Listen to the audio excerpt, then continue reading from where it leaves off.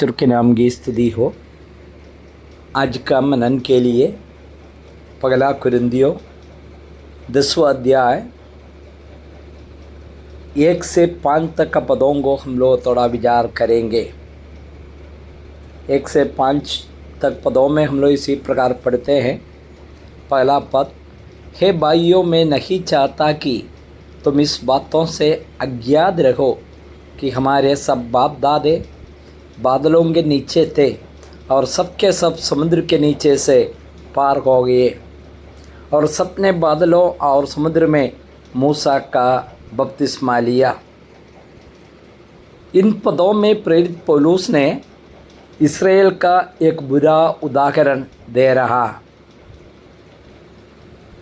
उनके आध्यात्मिक अनुभवों से धन्य फिर भी वे अयोग्य घोषित किए गए हैं। हम लोग पढ़ते हैं, इसके अलावा भाइयों। पहला कुरिन्थियों 8 में शुरू किए गए अध्याय 9 में जारी रखते हुए विषय को आगे बढ़ाते हैं। पौलुस ने कुरिन्थियों के मसीहों को मूर्तियों को चढ़ाए चीज़ से संबंध में क्या सोचना और करना चाहिए। पहला कुरिन्थियों 8वां अध्याय में पौलुस ने 2 सिद्धांत स्थापित किए। पहला, मूर्ति वास्तव में कुछ भी नहीं है और कुरिन्थ के मसीही जो इसे समझते थे उनके लिए अपना संबंध में इस ज्ञान के अनुसार कार्य करना उचित था। दूसरा बात है, मसीहों के लिए ज्ञान से अधिक प्रेम महत्वपूर्ण है।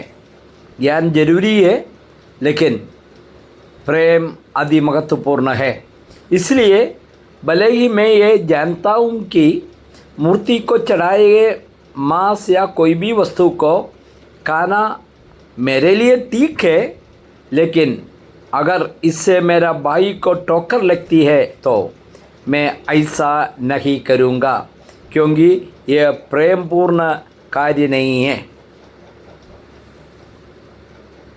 पहला कुरिन्थियों 9वां अध्याय में पौलुस ने सिखाया कि मसीहों के लिए अपना अधिकारों को त्याग करना कितना महत्वपूर्ण है।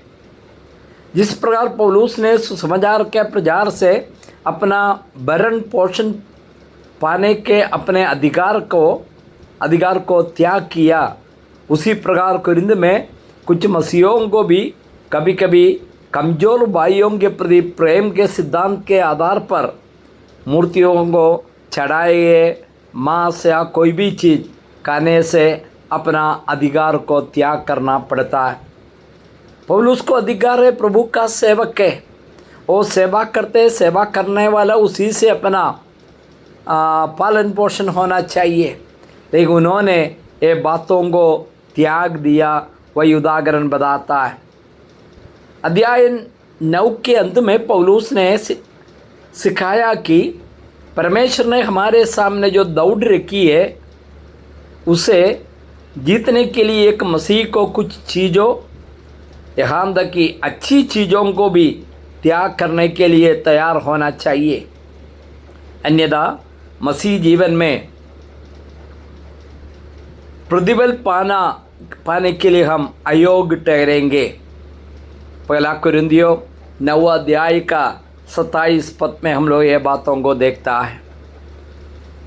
इसके बाद पौलुस कहता है, मैं नहीं चाहता कि आप इस बातों से अनभिज्ञ रहे कि हमारे सभी पूर्वजों में पौलुस ने परमेश्वर के द्वारा हमारे सामने रखे गए कार्यों का पूरा करने की आवश्यकता के बारे में लिखा और ये भी बताया कि किसी भी बाधा को छोड़ने से इनकार करना कितने खतरनाक है।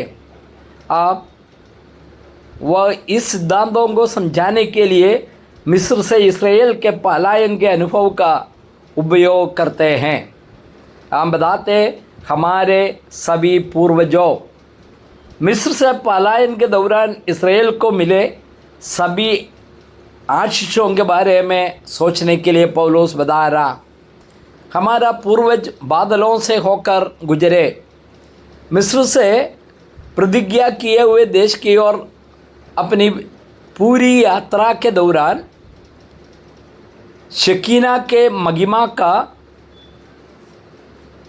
का बादल इस्राएलियों पर छाया रहा। दिन के समय में वह बादल उन्हें रेगिस्तान की चिलचिलाती धूप से बचाता था और रात में ये आग के खंभे की तरह चमकता था।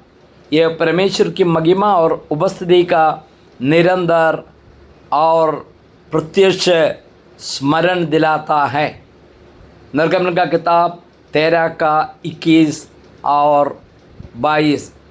इन बातों से पौलुस क्या कहता है? जब हम लोग प्रभु को आज भी आराधना करने जा रहा, परमेश्वर ने किया हुआ कार्यों को याद करना, आज्ञाकारिता का फल क्या है ये भी याद करना है। अगर नीचे बताता है उनको पानी पिलाया वो चट्टान यीशु मसीह है। प्रभु की इच्छा तो बाद में हम लोग विचार करेंगे। तो आज हम तैयारी के साथ, प्रार्थना के साथ हम मिलकर आज परमेश्वर को आराधना करें। परमेश्वर के नाम की स्तुति हो। आमीन।